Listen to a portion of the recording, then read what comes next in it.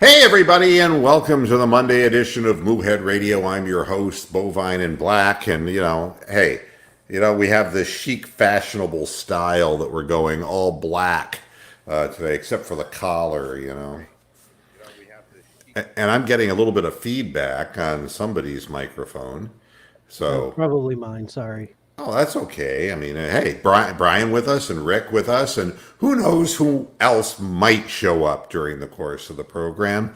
You never really know for sure. And I see that, hey, we have 16 people who are joining us early, so I'll get right into the meat of the program. It's surprising, what you learn after games. And then sometimes, hi, Big Lurker, and hi, D-Bag. How you doing? Hi, Cindy. Hi, Kawaki. Sometimes it's just something that you say to yourself, wow, this is definitely the reason why I feel the way I feel. So after the game, we kind of pick things up after the last post-game show because things get printed as far as what players said or, oh, here comes Rocks. We'll add Rocks to this whole thing. There she is. Whether her microphone works or not, you never know. What will be the volume on Titanium this week? Mute. Uh-oh. So wrong. So here we go. Right after the game, all I was interested in was the 3rd and 1 call. That was all I was interested in. And, here's the little series of Freddie-isms after the game. They asked him about electing to throw the ball late in the first half rather than run the clock out. His answer, well, we could have, but we were trying to get the clock started. A couple of short passes that got batted down. We could have run it and could have done a lot of things, but called a couple of 5-yard routes and the clock never got started. So it is second guess once it happened. Then they asked him, what about the 3rd and 1 with Kareem Hunt? He goes, yeah, trying to take a shot and go for it then on 4th down if we didn't get it. But it didn't happen. Trick play. It was going to be a halfback pass and the quarter came off the edge. If we have gotten it off, we would have been all right. And if the wide receivers downfield were open on the halfback pass. Freddie's response. A couple of different things happened on that play that should not have happened. But I will just say it was an option pass. And I should not have called it. It is one of those plays you try to call and you try to create some momentum. If it does not happen, you come back and get it on 4th and 1. But we ended up losing some yardage. And the way that I want to at least start this out is by explaining to all the viewers that Freddie Kitchens is no different than Josh Gordon. He has a sickness.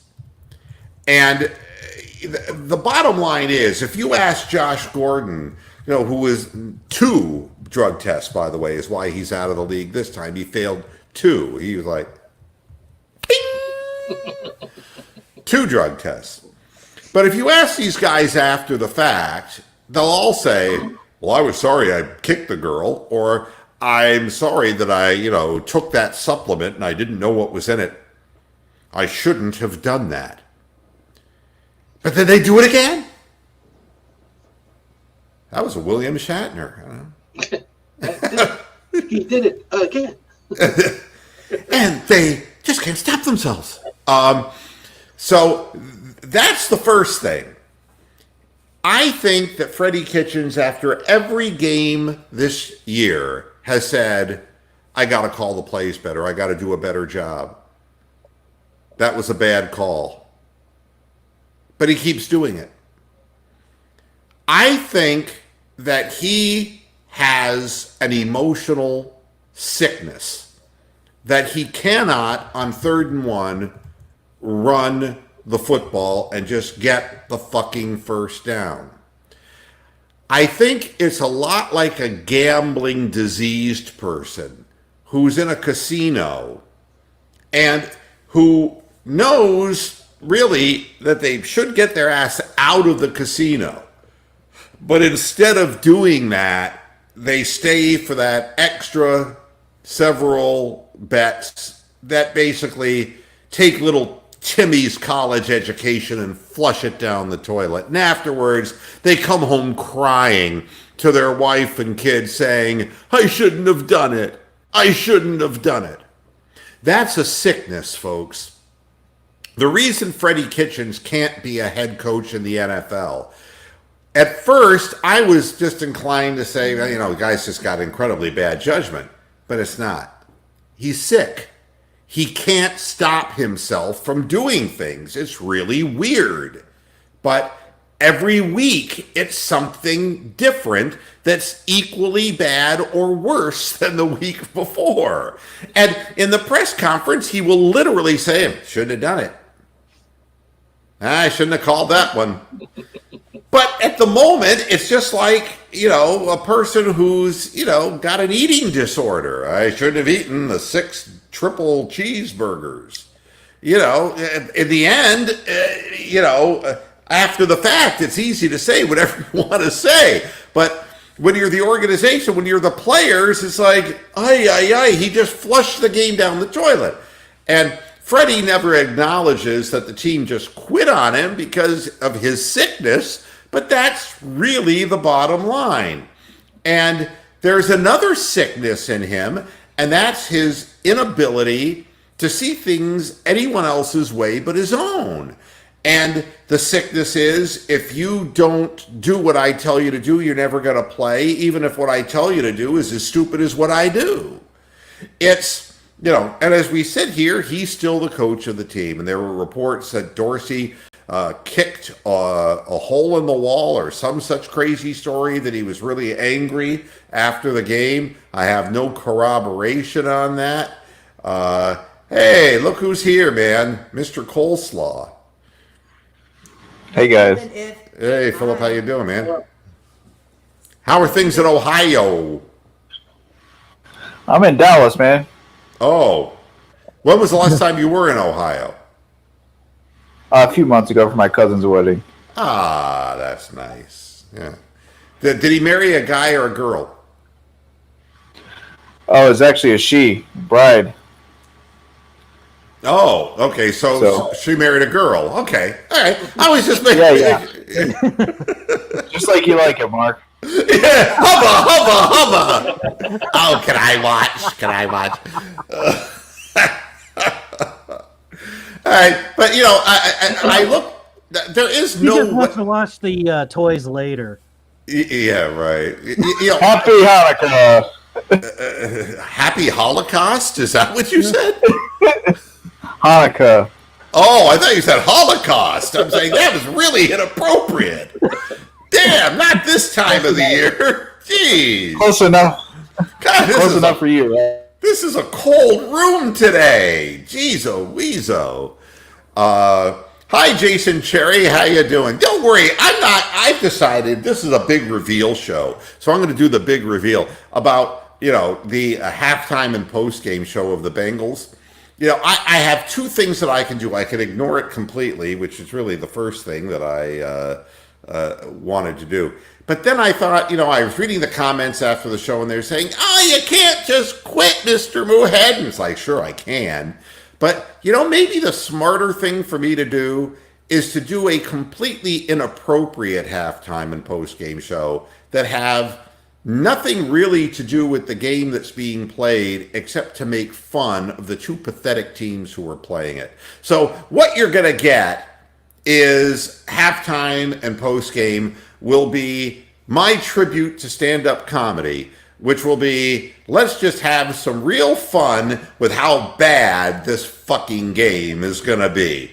And just take it for what it is. It's the final week of a long season, and get on with it. But the Freddie thing, there's no changing a person with a sickness. We learned that with Josh Gordon. I don't understand. There are some people who are like risk takers, who will just take abnormal risks, and I don't get it. but they do dangerous things. Who is making that noise? Sorry, I was teasing my cat. Alrighty then. Boy, the cat's a real cock teaser, isn't he? Well, yeah, she likes to annoy me. As soon as I put the headphones on, then it comes out of nowhere for attention. So, Oh, not unlike Roxanne, actually.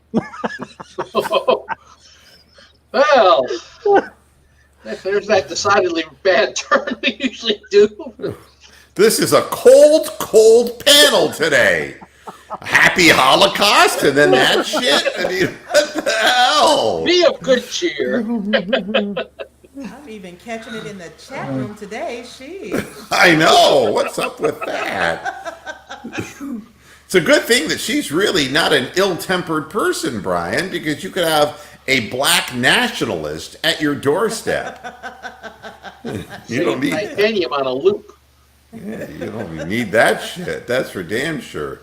You know, Mrs. Huey Newton. You don't need that shit. I knew Brian would find that. Find that funny. Huey Newton in the news. That was Huey Newton in the news. Man, I mean, they define the 80s, man. I want a new drug that the white man sell. I'm going to go visit his house and send him to hell. Yeah. Yeah. Huey Newton in the news. That's pretty awesome. All right. It only they're took going to do an 16 encore. weeks. You better believe them. Do you believe in hate? I don't know. It only took 16 weeks to get a great one out of Rick. Yeah, there you go. To be black, you know. Yeah, it's to be black. I've just been saving these up for year end, that's all. Oh my God. I don't know. I can't think of any more Huey You'll Lewis. never hear those songs the same way again. No. What's that, an Aryan salute? What are you doing? My goodness, Philip. This is way out of control. But at any rate. The Browns need discipline. The Browns need discipline. Yeah, don't we all? You know, the whole Sheldon Richardson getting pulled out of the game thing, afterwards, he had nothing to say. He was asked specifically by the media, you know, he was asked whether he was frustrated after he didn't play another snap following that 15-yard penalty when he was, you know, yelling on the Ravens sideline, I guess, after a teammate was injured. His answer, next question. He didn't even want to deal with it, all right? All he did say was, Redwine had got down, Marcus Peters was standing over him, Richardson said. I thought he was like kneeing him, in the head, or whatever he was doing. He was just playing around. But he can do it with somebody else's teammate, not mine. That's pretty much it. As a result, he didn't play at all the remainder of the game. Kitchens, meanwhile, wouldn't divulge what was said on the sideline, even if he knew, but he didn't stand by his player. Obviously, Richardson felt that he was standing by an injured teammate, and Kitchens, again, didn't stand by his player. Basically, when an official tells you to get back in the huddle, you need to get back in the huddle. It's that simple. And on the very next play, of course, the 18-yard run by Justice Hill, who was untouched going into the end zone because the coach doesn't have any of the players' backs. This guy is a real unique guy. He's got a sickness. He doesn't play people he doesn't like, and he throws everybody under the bus. It was, you know. And I would say that the roughing the passer thing on Richardson was kind of a bullshit call too.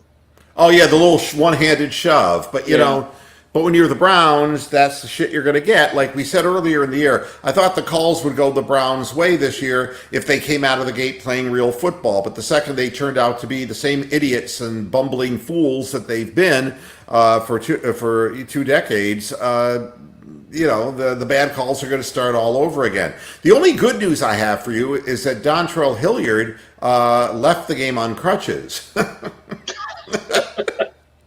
But it doesn't matter. On crutches, off crutches, he hits the hole equally slowly. Dontrell Hilliard on a kickoff return, I'll do this for my good buddy Bronk, who's in the chat room. Hi, Steven. How you doing? Yeah, how you doing? Dontrell Hilliard returning a kickoff. Dun, dun, dun, dun, dun, dun. Dun, dun, dun, dun, dun. Really, it's like, somebody block for me. It's just like, Jesus fucking Christ. So him walking off on crutches, he was as quick as he would normally be. It's... The only good news is that he won't have the opportunity to throw a halfback interception pass. Well, like he did last year. Kareem Hunt gave 100% on that play. It's a miracle he didn't fumble that ball with the ball hanging out there like that. It was nothing short of amazing.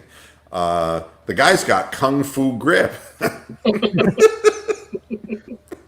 I don't know how he held on to the football. The other thing about a hand job from that guy in the showers. Yeah, exactly. Jeez. That guy, he could open up any jar you have in your refrigerator. The guy's got strong hands. Here's the deal. I also think... Here's a jar of pickles. Freddie Kitchens, we're not going political, Freddie Kitchens, I think, is bipolar. Right? And, and I asked him about that, and he said, I've never been to the North or the South Pole. Freddie Kitchens is bipolar. Today, Actually, a day after... No, I would say his remark back would be, what you mean? I married a woman, man. Oh, that's good too. Yeah.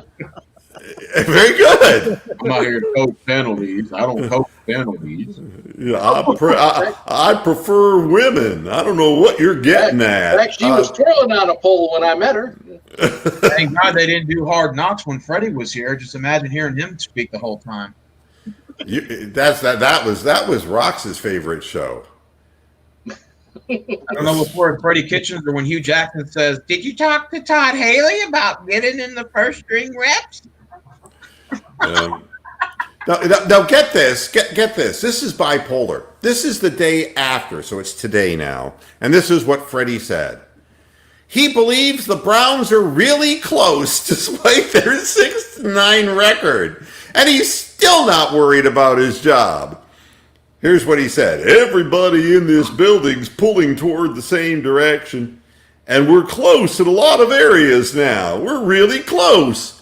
Sometimes that gets lost in the shuffle. But we know how close we are. Our players understand how close we are. And our players understand how they can do better. And coaches understand how they can do better. Mm-hmm.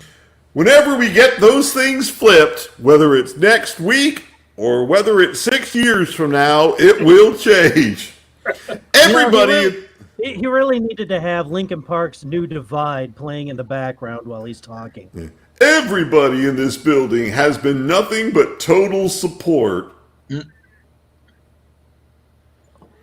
He said Browns owners Jimmy and Dee Haslam and GM John Dorsey have had his back throughout this difficult season. I'm focused on doing my job right now. I think that's where they want my focus. I have not gotten anything but total support from those guys. They want me doing my job. They're begging me, please do my job. They're asking me if I am emotionally or intellectually capable of doing my job. That's what John Wayne in there. They've had his ass in a sling for weeks. And that's what I'm trying to do on an everyday basis, but it's hard because I'm bipolar. Sounds like John Wayne met George Bush Jr. Yeah. Okay.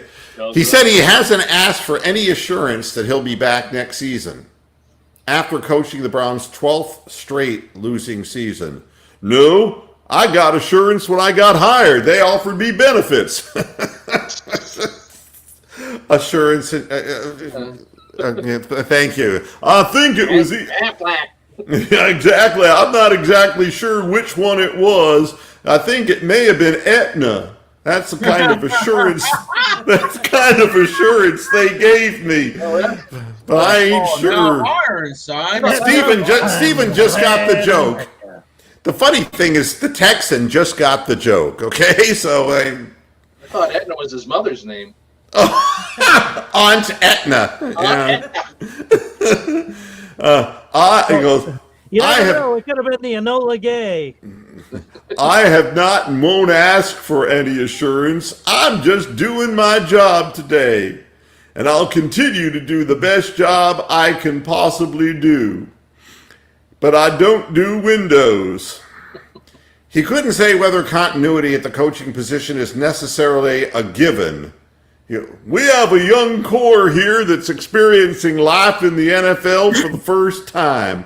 First couple of years navigating through expectations that sometimes the outside puts on you.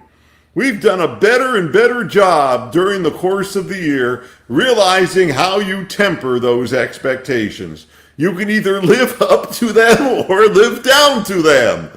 And it's no question how we've handled this season. He noted that he's only concerned about beating the 1-14 Bengals. I don't care about the speculation. I don't care about anything that's out of my control. Lake Erie's a big lake. There's room for me and Hugh in there. You should be concerned about whether you can beat Garrett to the unemployment line. But there's only one room for one at the buffet. That's exactly right. Get the fuck out of the line. I'm here. Freddie's in the house. Listen, I truly feel like I'm my worst critic. That can't be true. That can't be true, Freddie. You know, Freddie. All the critics behind are saying, hold my beer. Freddie doesn't know me, okay? I'm your worst critic, you schmuck. Yeah. He'll be back next year. I have a feeling. Jimmy Haslam. But even if he knows that the team has turned against him, or that they gave up play in that game, several games now, he wouldn't say that in front of the press. I mean, because then he looks like he's throwing them under the bus. So I think that he has to take the gracious route and seem even more delusional than what he already seems. Whether we win or lose, I try to critique myself. When I think about the game, I critique myself. Oh, critique myself. I honestly do. I critique myself. Yeah. I feel like I have He's people. making Mike sound like a genius. Yeah. I try to criticize. I feel like I have people around me that if I ask them a question, they'll answer me honestly. That's if I can actually properly conjugate the sentence. A lot of times as the head coach, you can't get honest feedback. That's a benefit that basically Brian has on his microphone, honest feedback. Thank you. That was a little joke by Freddie. I got to admit, sometimes I have my southern wit about me. Mr. Moore, it seems like every head coach the Browns have brought in the 20-plus year debacle, they end up becoming a funny mime at the end. Like they become the next roast and punching bag on this channel or Cleveland sports media. That's what it seems like. It's crazy. Listen to this. Every time I go through something new, I learn from it. Just this morning, I was taking a shit in the men's room, and I discovered a smarter way to wipe my ass. Now, that's something new, and I learned from that. When you get into a situation where things go downward, then you're in trouble. I feel like every situation I've gone into, I've learned something with. Mr. Moore, the next coach they hire, they need to go through some sort of mental evaluation and let them know what they're walking into. To say if you dumb down by week one, just resign.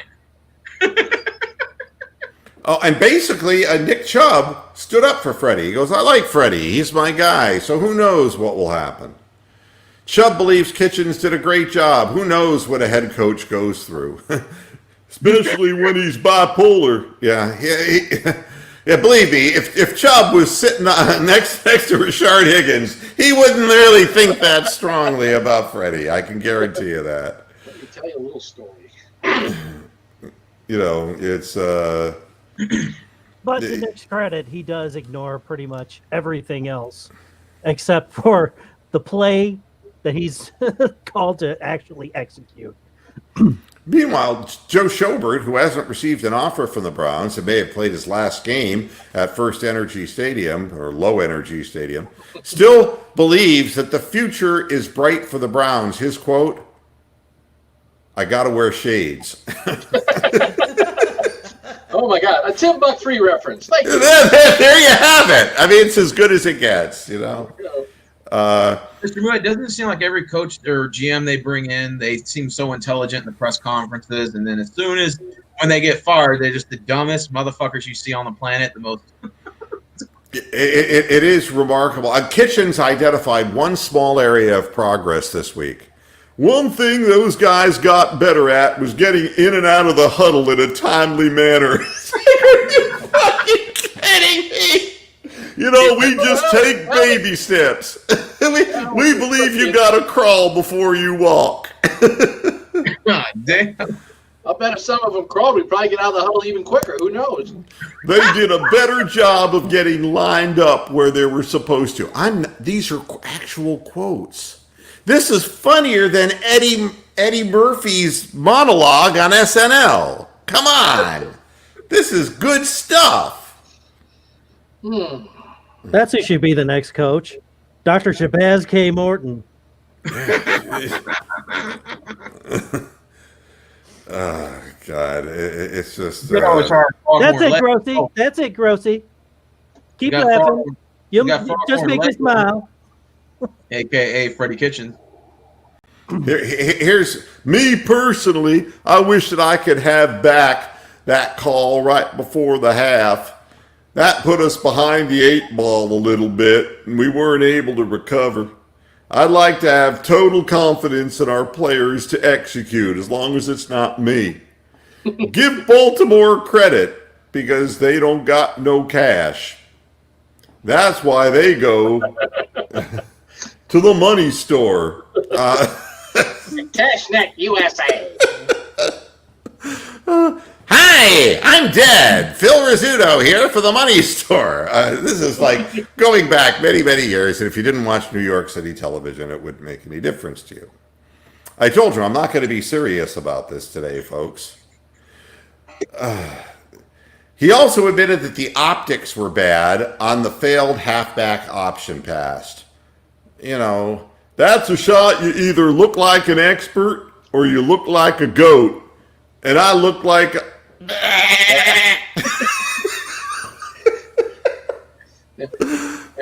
And by the way, Freddie, in this case, GOAT does not necessarily mean greatest of all time. So. All right, who's the wise guy who brought the tin can up here? I don't think that's funny. We took a shot. Matter of fact, I took 6 shots after the game. Jaeger's powerful stuff. I wanted to remain aggressive during the whole game, and that's one of those things that just did not work.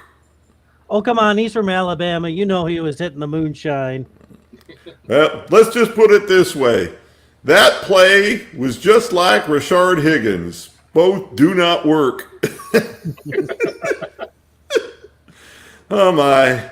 Every decision I make is made in the best interest of this football team. I'm never closed-minded on anything. This is what I felt like gives us the best chance to win right now. I mean, isn't that like the visceral rush that the gambler gets? He thinks he's going to win. I mean, that's the illness we're talking about. If you think that 3rd and 1, that giving the ball to Kareem Hunt and asking him to throw the football in a play where you can't even block properly, it gives you the best chance to win, you have to know after watching it fail, the team quit on you. But it's a blind spot. He's sick. He needs help. He's always taking that hit on 18 instead of standing pat. This week the shovel pass is going to work. I can That's feel your it. blackjack reference for the show. There you go.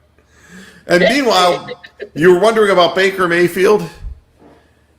No. They asked him about possible coaching decisions and changes. That's not my decision. Whatever happens, happens. It goes to many more things than just Freddie. We can all be better. There's no one single thing to blame. But that's not an endorsement. Mayfield says that the front office and ownership will do what it wants. Which is true. Yeah. He's not saying anything that's false or misleading or whatever. You know, they're going to do what they're going to do.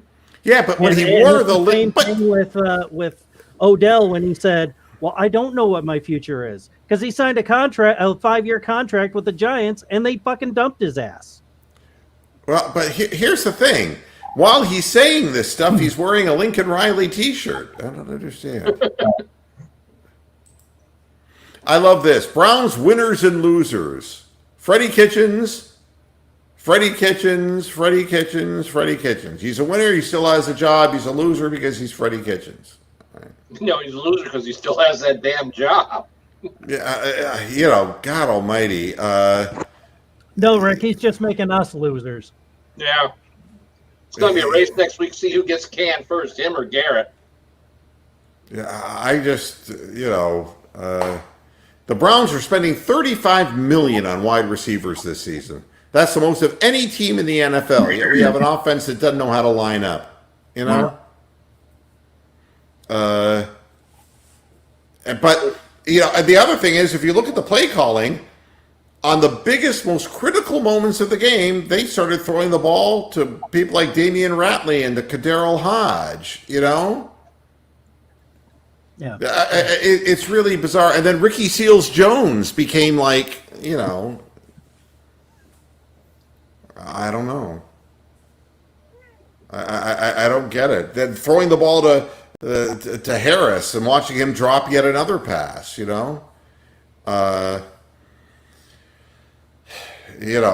whatever it is, the guys aren't open. They're not good receivers, and 31 of the 35 million are being paid for Landry and Odell Beckham. Yet we're throwing the ball to Ricky Seals-Jones.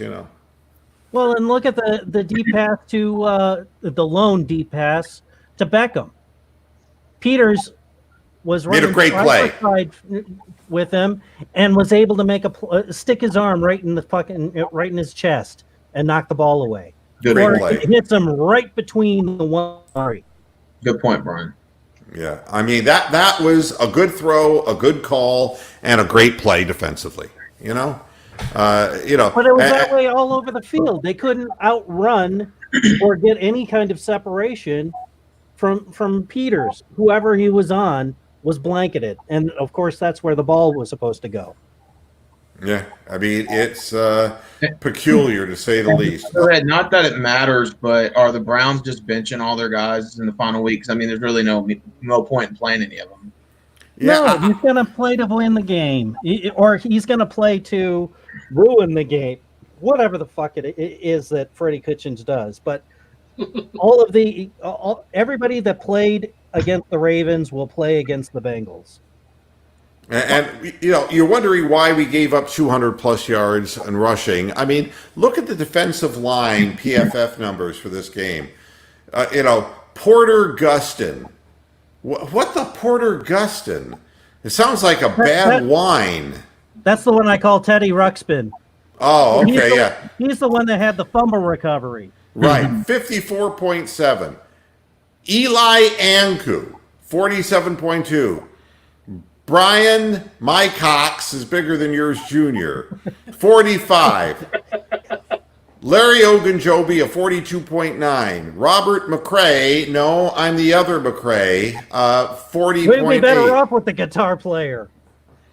Justin Zimmer. Justin Zimmer, Bradley could have done as good, 39.9. Sheldon Richardson, 33.3. I don't want to play here anymore. And Chad Thomas, I just suck, 30.4. But you're not going to win with that defensive line against the Baltimore Ravens. Not going to happen. And they were blowing holes that you could fucking drive a Freightliner through. I could have run through them. My goodness. And that's scary. First man with knee replacement rushes for 100 plus yards, Mac Wilson, a 48.5. Taki a 40.6. And Joe Schobert, a big 26 PFF. Schobert got his accolades by going to the Pro Bowl game, and he says, thank you. Greedy Williams at a 72.7, Denzel Ward at a 71.7, TJ can't carry anyone's jockstrap, a 57, all right? And then we have a bunch of safeties who are in the 50s, it's not a good thing. But it didn't get any better on the offensive side of the ball either, folks. Baker Mayfield at a 62.4, all right? He completed 60.6% of his passes, but his adjusted completion percentage, 75.9, due to 2 batted balls, which are partially his fault, 2 drops, a throwaway, and being hit while throwing a pass. So, wide receiver Landry at a 75, Odell at a 63, Ratley at a 46, and Dodge at a 44. Dodge runs like a Dodge, I'm just thinking about that. Hodge. Oh, sorry, Hodge. Whack. He did have he did have one hit on special teams. Yeah, he accidentally ran into the guy. I saw that. Nick Chubb at a 60.9, Hilliard at a 60.4 on crutches, and Kareem Hunt at 57.5. The offensive line, Batonio with an 85.9, Greg Robinson, the deceiving 71.4. Oh, I love those back-to-back penalties on Greg Robinson. Treader a 69.8, Wyatt Teller a 65.5. These guys graded out decently because they didn't get much sack action, There were only 9 quarterback pressures and no sacks given up, but they were there to stop the running game, to stop Nick Chubb and to force the Browns into throwing the football. That's what it was all about. And they always had 6 or 7 Ravens on the Brown side of the line of scrimmage when they were trying to run Nick Chubb. That's why he only had 45 fucking yards on 15 carries. Right. I mean, So what I can tell you is this. No, somebody's actually mentioning something that I mentioned. That's interesting. I think that there is... And yeah, I'm glad you noticed that too, Jay Morgan. Yeah, he's feeling good. He's feeling good about himself. Oh, I got to get Bronk on here. Sorry about that. Broncola. So we already have 6 on screen. Who's gonna? I'll leave out. Let Bronk get in. I'm out right now. Okay. That was very selfless of you. Hi there, Bronk. What's up, man? Thank you, Steven, for letting me in, because I was just sort of hovering and lurking and just being weird. Have 2 comments to make about this game that we had to witness yesterday. The Browns got 17 total first downs, 5 by penalty, and only 2 by rushing the football. Doesn't that just say it all, really?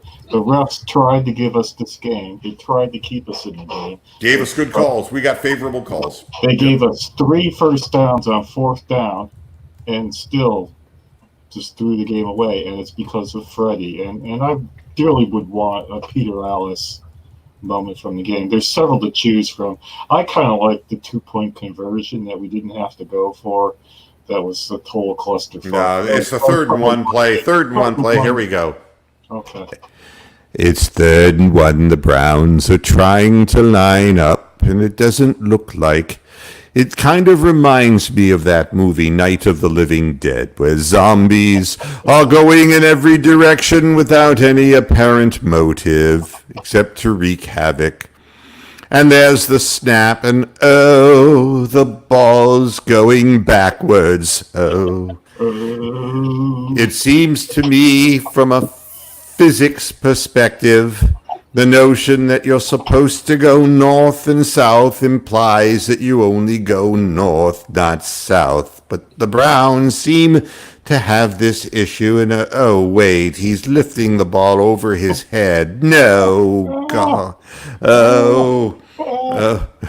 There's nobody downfield except offensive linemen, which would have resulted in a penalty anyway because they weren't aware of the play call.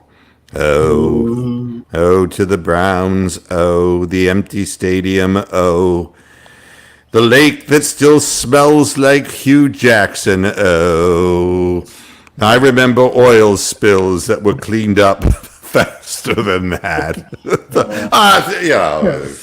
Trying those to are the- Statue of Liberty play. No. Yeah, that's what it's like. Yeah, it was Statue of horrible. Liberty play. There was a kid in every neighborhood. Everyone played, football. We played tackle football in our neighborhood as kids, and there was this lot, and it was interesting because it was a lot where a house had existed, but it sunk. Okay, it was really weird, and so they had to demolish the whole house because it became a problem, and so that became a vacant lot, and that vacant lot became our football field. We'd all meet at the field, and we'd cripple one another in cold weather. It was a whole lot of fun. But there's always one kid in the neighborhood, and he has to play quarterback and call the plays, right? He's the alpha kid, and he's like, "Why don't we get a Statue of Liberty play?" And it's like, oh, for fucking Christ's sake. It's like Freddie drawing it up on the sideline, It's like, why don't we do a triple pitch option? It's like, geez, oh, weezo. Yeah, that's what it's like, I guess. Did you notice that all of the Ravens coordinators are all named after game show hosts? Wink Martindale, Craig Bowman. Yeah, what's up with that? Is he related to him, or is that just a coinky dink wink? The winky wink. Yeah, a coinky wink. Winky? Yeah.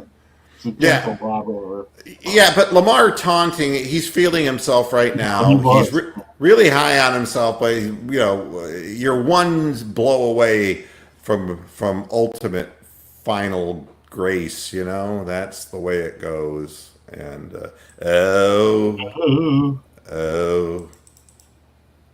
let's see who else is commenting. We have a bunch of people who are commenting, don't we? I'm sorry that I was taking my eyes off Kowaki's this. in there. I don't normally read the chat while the show's on. It's bad for my health. Any chance y'all go for the Baylor coaching staff?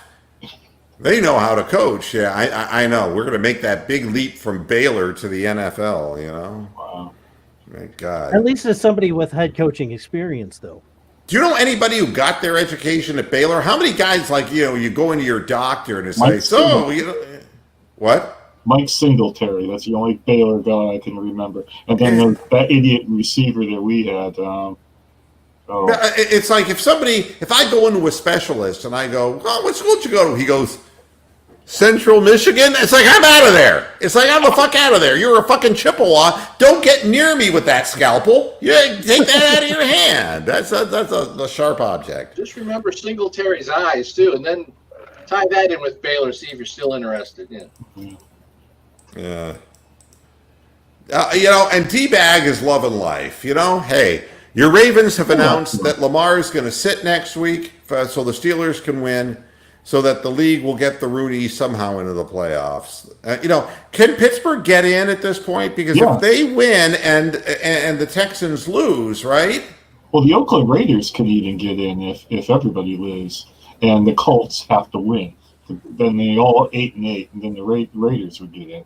So all these people that made fun of the Oakland Raiders on Hard Knocks, saying, "Oh yeah, they're going to suck this year. We got a lot more talent than they have." Well, they still have a chance for the playoffs. Where are we? We're talking and pissing and moaning and making fun of our shitty team. So who would have thought the Raiders would be better than the Browns this year?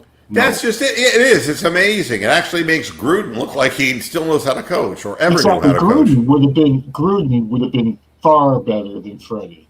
Yeah. A mediocre coach. And I want to do a shout out to all the people who, and I know after the game, I can tend to be a little bit rude. Crushing. And then no, there are some people in Pittsburgh who got a little upset with me, and I wanted to Aw. at least reassure them by going, quack, quack, you nose pickers, quack, quack, quack, your fucking duck took it up the ass, quack, quack, quack, quack. Yeah. Coach's decision in the second quarter, bitches. Yeah. I mean, if Duck were in England, he would be called rhyming slang. God, I mean, now it's duck season. It's duck season in Pittsburgh. You know, the only thing that could be worse for Duck would be if he were in Pittsburgh losing in black. No, I mean, ask Cordell Stewart, you know? Ask Cordell Stewart what it was like. I mean, even Mark Malone, who God only knows was one of the worst quarterbacks that I've ever seen. They cheered He was him. likely worse than Bubby Brister. But they cheered him. Yeah. They cheered him. Yeah, but no, not Cordell Cliff Stewart. Stout was allowed to go to the Cardinals. Thank you very much, Pittsburgh. Oh, God. It looks like Dayball. Da, da, da, da, da.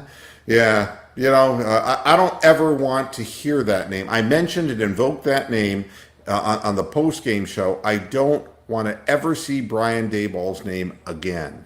Wow. I never want to think about him again, nor do I want to think about Steve Crosby or Bing Crosby or Norm Crosby or Crosby, Stills, Nash, and Young. Or Bill Crosby. Yeah, exactly. God. I'll tell you, shout out to the BCOD for killing Baba Ramdas. If you don't know who Baba Ramdas is, go look him up on the news. He was a protege of Timothy Leary. So awesome. Timothy Leary's dead. He's dead too, but Yep. BCOD didn't kill him. You know, Urban Meyer is the hot name right now. Oscar Meyer Can we is. fuck off about Urban Meyer? If the next person who brings up Urban Meyer's name in the chat room should get an immediate ban.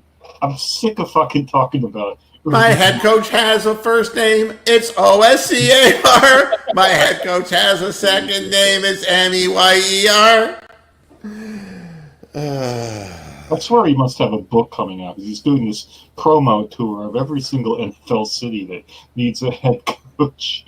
You know, getting free trips to the luxury boxes at the games. It's really amazing. Yeah, you know, CSNY does rock. I'm not going to, you know, give them. But boy, you want to talk about a band that had a lot of fights. Oh, yeah, they hated each other. They absolutely hated each other. Yeah, Stephen Stills was the hardest guy to get along with in the world. A complete dickhead. Yeah, a complete dickhead is right. And Neil Young isn't exactly the most friendly guy in the world. And David Crosby was just corpulent and stoned. He was high you all know? the time. And Graham Nash was the only one who was normal of the bunch of them. Yeah, he was from England. And ironically, so he was the sperm donor for the fucking gay couple. Yeah, come to my window. Is that the one, Melissa Etheridge? Yeah. Yeah, that was literally "Come to My Window." That's how she came up with that song. Got on the cover of the Rolling Stones. No, it was originally "Come Through My Window," and you know, and that's the way you would take the load from David Crosby, so you wouldn't have to touch his body. For God's sakes, it's like Just grab the turkey baster. And it was the deal girl who got pregnant. Wow. oh God. It wasn't Melissa Etheridge that had to carry the kid. It was the cute girl or wife or whatever the hell she was. There's something happening here, and I think that they are both queer. No, that's not what the song was about. Stop. Hey, what's that sound? What's going down? What's going down? No, I'll quote my favorite song. No boys, no toys, just nothing but girl noise. All right, now you can look that one up. I don't remember who sang it though. I don't remember. And you know that there were two people who sang a song called "I Kissed a Girl," and Katy Perry was one of them, which was ridiculous because she's hateful. But the other one, nobody remembers the other one. Oh no, that was before Lilith Fair. Yeah, right. Who sang the original? It's not the same song. I can picture her face. She had a fucked up nose. She was blind. She had a fucked up nose. That probably happened at the Lilith Fair. Yeah. Oh, now we know where she kissed the girl. I'm just amazed that Brian has such a deep knowledge of LGBT songs. That's true. That's his. That's what he likes to watch. Yeah. That's back when MTV was actually still playing music videos. Number one. Number two, we actually had a good alternative fucking radio station in town. Wow. I don't remember I Kissed a Girl, and it's going to jump into my head at some point. What's the first name to start with a J? Jean or not Joan Osborne, Jill but Sobule. Jill Sobule. That's it. Yeah. Right. We've never gotten that. Yeah. It's interesting that you said Joan Osborne. If you see a picture of her, you'll see the fucked up nose I'm talking about. She has like this mountain bump in the middle of her nose. Well, she thinks highly of you, though, Brian. How about this one? If Cod had a face.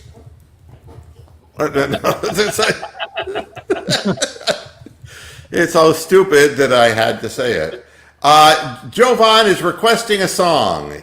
Go ahead, Brox. You get your opportunity. Whenever people invoke people's names, and you have full screen now. I got a song for you. I want to know what love is, Foreigner. I want to know what love is. I want you to show me. She's the only one who can turn Foreigner into a black song. I mean, what does it go? Yeah. God, Aretha sings Foreigner. That's an upcoming CD. Wow. 1-555. Or it could be Patti LaBelle. There you go. She's about in that range. Oh, wait. Kawaki wants you to sing something else. Hey, this is your moment in the sun. I can't read that. Human Nature. If they say why, tell them that it's human nature. Why do they do me that way? I like living this way. I like loving this way. Oh, why?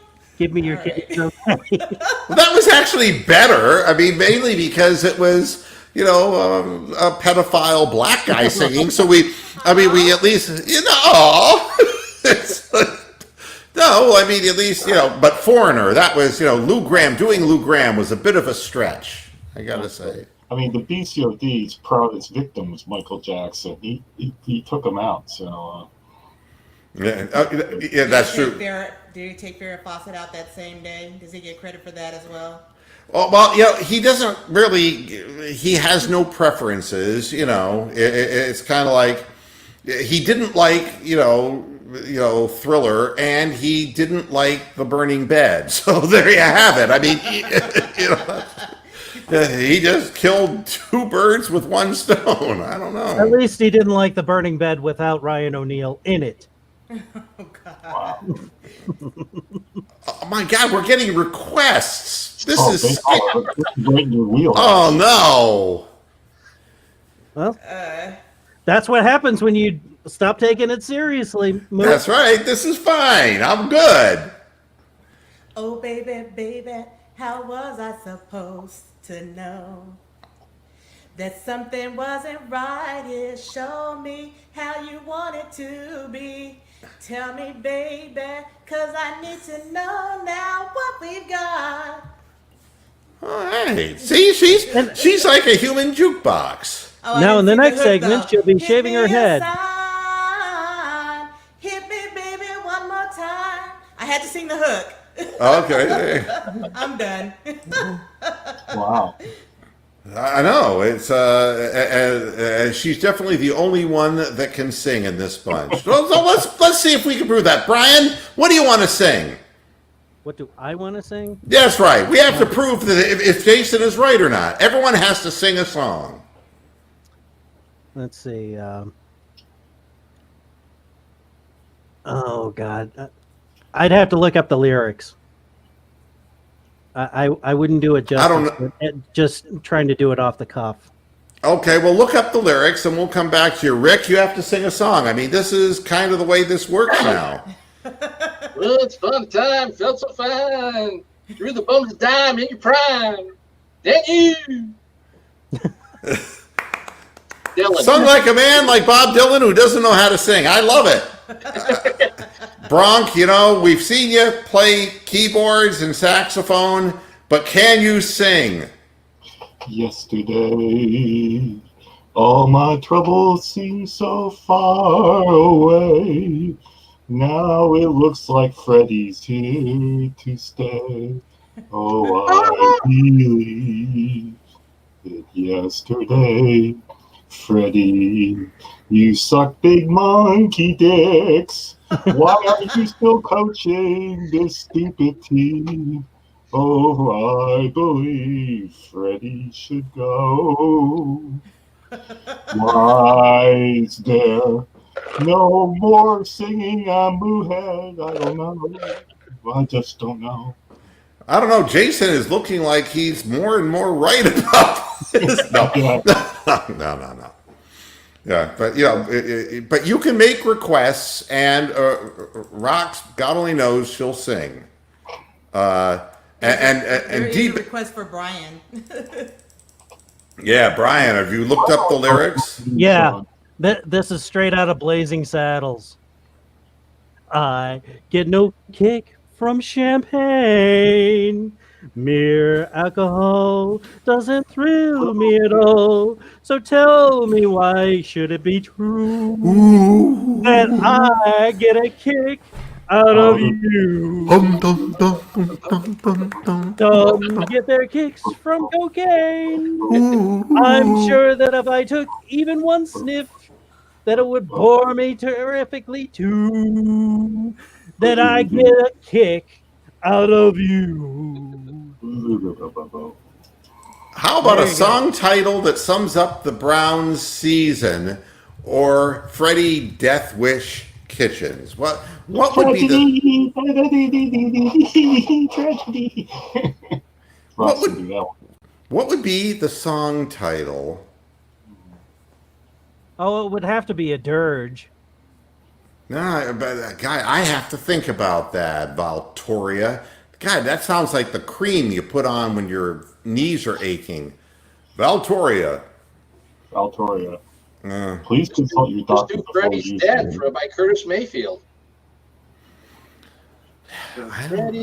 Freddie's Dead. That would be good. That would be good.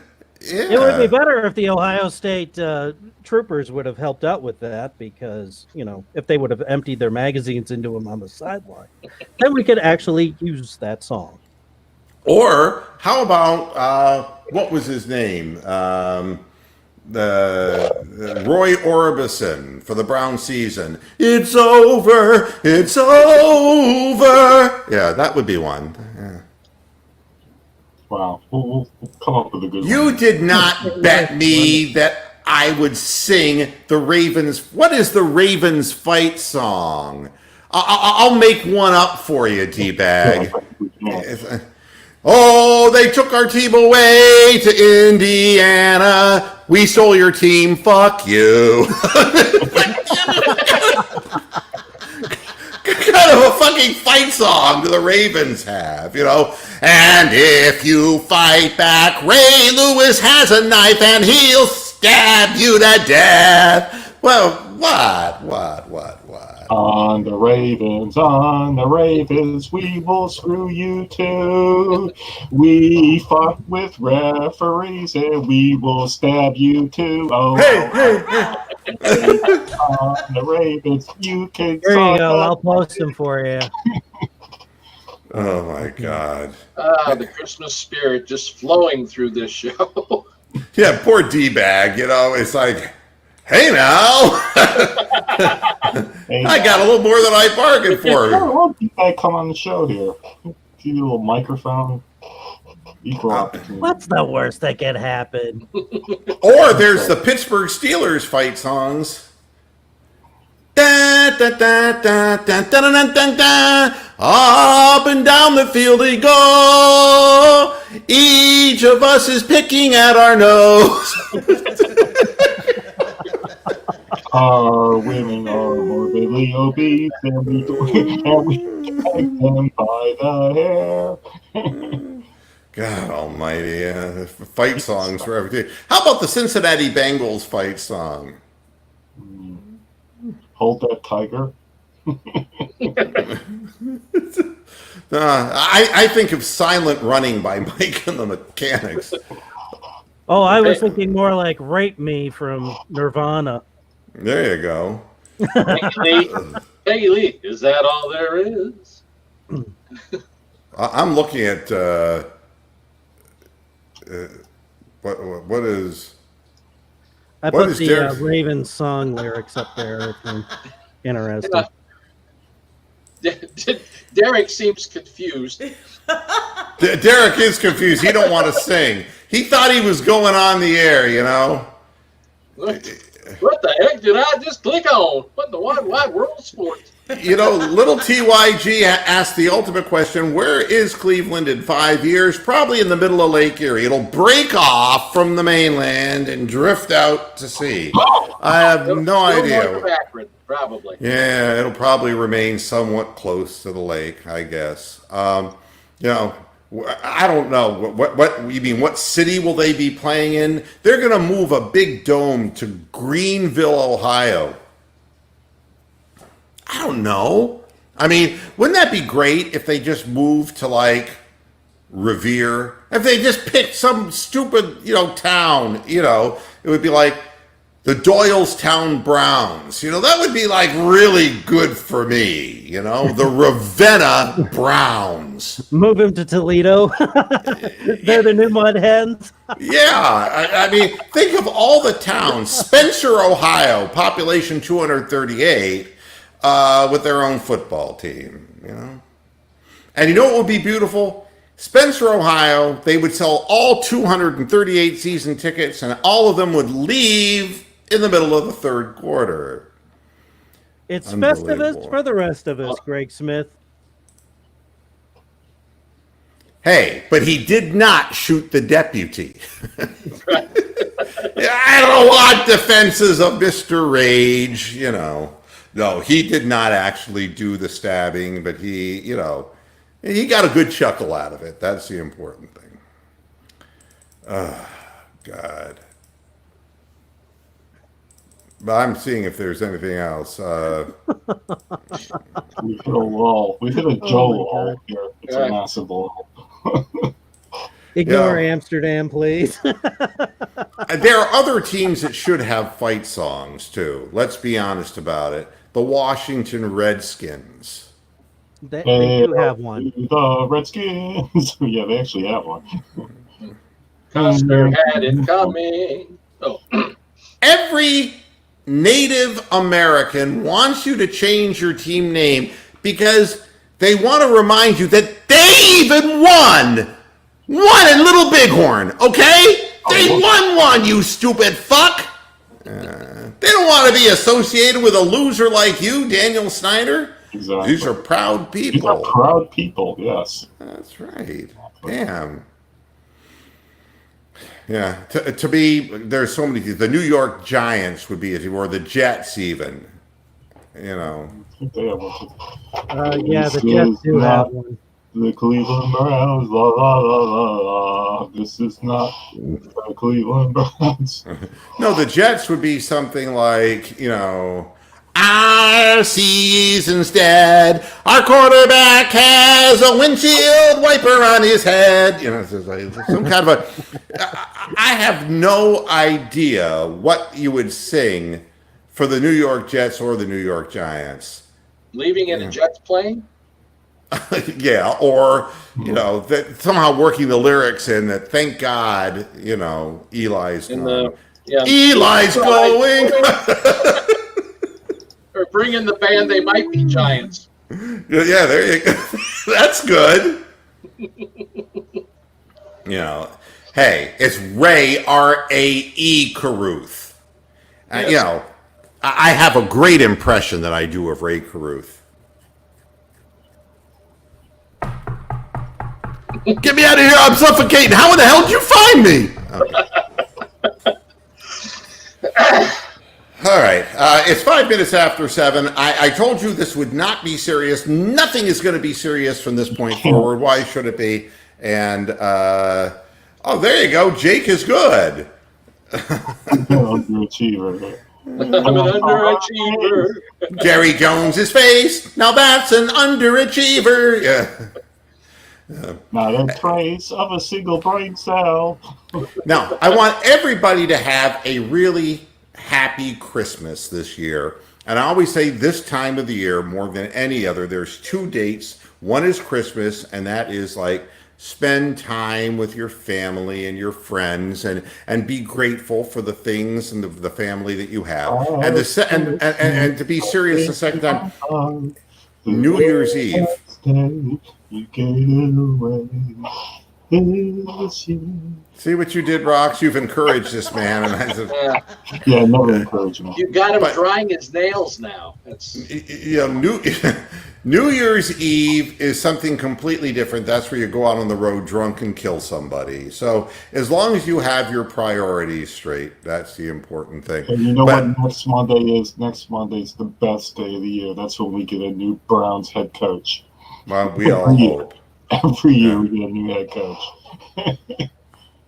So everybody enjoy your Christmas day. Have a good visit with your family and friends. We'll be back at the end of the week on Friday, and I hope to have a big surprise for you. Where's the BCOD? Again, wish him a happy Christmas. A Merry Christmas, Black Cow of Death. Merry Christmas. He kind of looks like the lump of coal you get in your stocking, doesn't he? But I might have a very big surprise to share with you on Friday, so we'll see. We'll see how things go. Yeah, bigger than a bread box. So we'll see. Thanks, everybody, for tuning in, and back again Friday, 6 o'clock Eastern Standard Time. Thanks for your support during the course of the season, and nothing will be serious at this point because, hey, if they're not serious enough to fire Freddie Kitchens, I'm not serious enough to talk about this football team, at least in any other way than what I did today. And we're just the people that companion you with stupid comments. So that's right. We're just the folks that we're get just the knuckleheads you need for this. Hey, until next time, Friday, hasta la vista, Pastor Heads. Good night. Joyous Noel, you all.